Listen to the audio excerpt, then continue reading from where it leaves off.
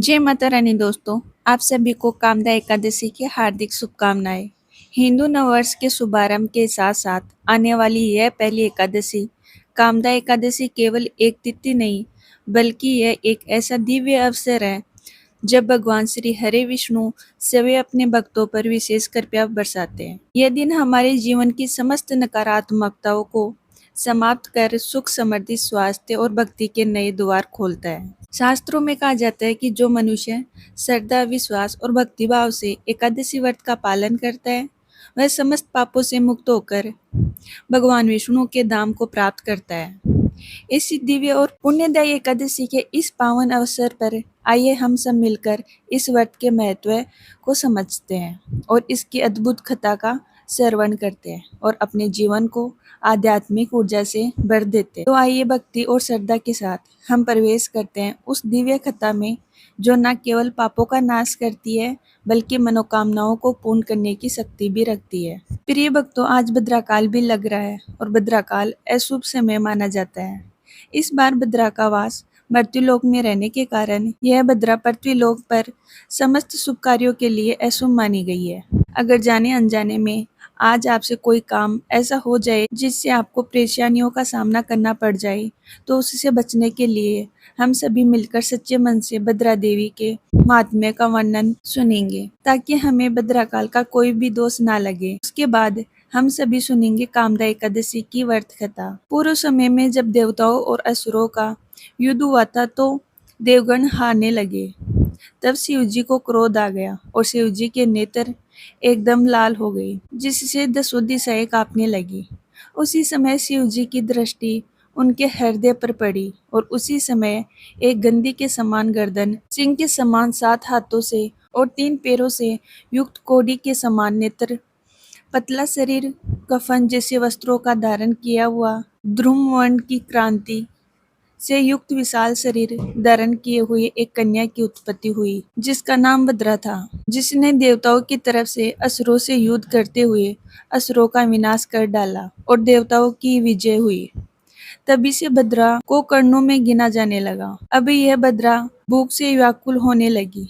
तब उसने भगवान शिव से कहा कि हे महादेव, हे मेरे उत्पत्ति, मुझे बहुत भूख लग रही है, कृपया मेरे लिए भोजन की व्यवस्था कीजिए। तब महादेव ने कहा, विशिष्ट नामकरण में जो भी मंगल या शुभ कार्य किए जाए, तुम उसी क्रम के पुण्य का भक्षण करो और अपनी भूख शांत करो। इसलिए भद्राकाल में किए जाने वाले सभी मांगलिक कार्य की सिद्धि को यह अपनी लपलपाती 7 जीभों से भक्षण करती है। इसलिए भद्राकाल में शुभ मांगलिक कार्य नहीं किए जाते, और अगर भद्रावास पृथ्वीलोक पर हो तो भद्रा के इन 12 नामों का सच्चे मन से जाप करना चाहिए। यह नाम है धान्य, दधिमुखी, भद्रा, महामारी, खराना, कालरात्रि, महारुद्रा, विष्टिकरण, कुलपुत्रिका, भैरवी, महाकाली और असुरक्षी। भद्रा के इन 12 नामों का सम्मान पूर्व जाप करने से भद्रा के अशुभ प्रभाव से बचा जा सकता है। प्रिय भक्तों, क्योंकि इस बार 28 मार्च दिन शनिवार को रात 8:13 से लेकर 29 मार्च रविवार को सुबह 7:46 तक भद्रा रहेगी और भद्रा का वास यानी पृथ्वीलोक में है। यही कारण है कि आज आपको हर प्रकार के अशुभ कार्यों से बचने के लिए भद्रा के इस महात्म्य का वर्णन सुनाया गया। अब कल्पना कीजिए, हम समय के उसी दिव्य क्षण में पहुंच रहे हैं जहां धर्मराज युधिष्ठिर अपने महल में विराजमान है और उनके साथ सभी भगवान श्री कृष्ण उपस्थित है। युधिष्ठिर महाराज हाथ जोड़कर भगवान से पूछ रहे हैं, हे केशव, कृपया करके आप मुझे चैत्र मास के शुक्ल पक्ष की उस एकादशी के विषय में बतलाइए जिसका इतना अधिक महत्व बताया गया है। तब भगवान श्री कृष्ण मुस्कुराते हुए कहते हैं, हे राजन, यह वही प्रश्न है जो महाराज दिलीप ने अपने गुरु वशिष्ठ मुनि से पूछा था। अब आप भी ध्यानपूर्वक सुनिए उस अद्भुत कथा को। बहुत समय पहले रतनपुर नाम का एक भव्य और दिव्य राज्य था, जहाँ गंधर्व और किन्नर निवास करते थे। वहाँ के राजा पुनरेक अत्यंत तेजस्वी और वैभवशाली थे।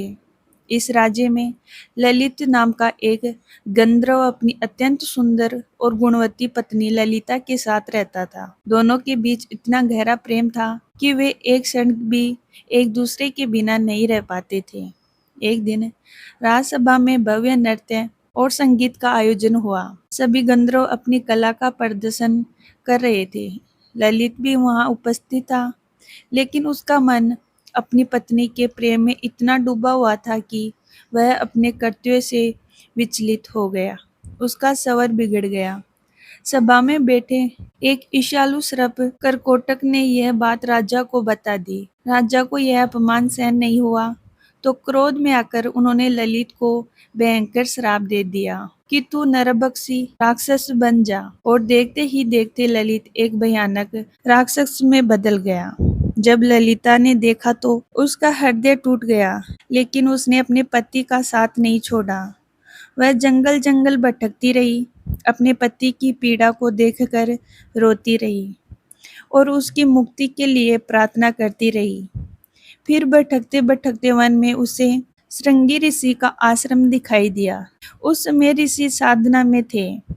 तब ललिता दौड़कर उस ऋषि के चरणों में गिर पड़ी और बोली, हे ऋषिवर, कृपया करके मेरे पति को इस भयंकर श्राप से मुक्त करने का कोई उपाय बताइए। तब ऋषि श्रृंगी ने कहा, हे देवी, चैत्र मास के शुक्ल पक्ष में आने वाली कामदा एकादशी अत्यंत पवित्र है।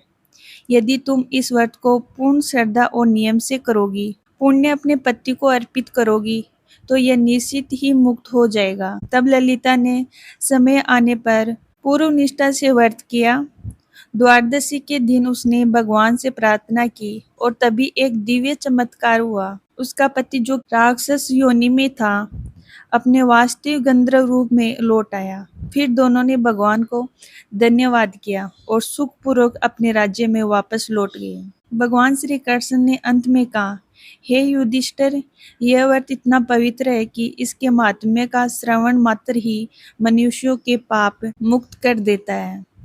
कामदा एकादशी के दिन ब्रह्मा मुहूर्त में उठे, भगवान विष्णु की पूजा करें। तुलसी माला से ओम नमो भगवते वासुदेवाय या हरे कृष्णा महामंत्र जाप करें। धूप, दीपक, चंदन, पुष्प, इत्र आदि से भगवान विष्णु का पूजन करके कथा का श्रवण करें और सबसे अंत में भगवान को फलों का भोग तुलसी के पत्ते रखकर अर्पित करें। भगवान के चरणों में इस प्रकार प्रार्थना करें कि हे प्रभु, हमें धन, वैभव या सुख की नहीं बल्कि आपकी शुद्ध, निष्काम और अटूट भक्ति प्रदान करें। एकादशी के दिन किसी भी प्रकार के अन्न का सेवन नहीं करना चाहिए और ना ही एकादशी के दिन अन्न का दान देना चाहिए। प्रयास करें कि इस दिन केवल फलों का या फिर वस्त्र आदि का, तिल का दान कर सकते हैं और अगले दिन किसी वैष्णव को या किसी योग्य व्यक्ति को दान दक्षिणा देकर पूजन समाप्त करके शुभ मुहूर्त में ही एकादशी व्रत का पारण करना चाहिए। अगर आपको यह कथा पसंद आई हो तो इस वीडियो को लाइक कीजिए और इस पावन कामदा एकादशी की कथा को अधिक से अधिक अपने मित्रों या परिवारजनों के साथ शेयर कीजिए, ताकि वे भी इस भव्य कथा का श्रवण करके पुण्य के भागी बन सके। आपको ऐसे ही पौराणिक शास्त्र और पुराणों से आधारित पावन कथा अगर सुनना पसंद है तो जुड़े रहिएगा हमारे साथ, जहां पर आपको वेदों और पुराणों से प्रमाणित दिव्य और पावन कथाएं सुनने को मिलेगी।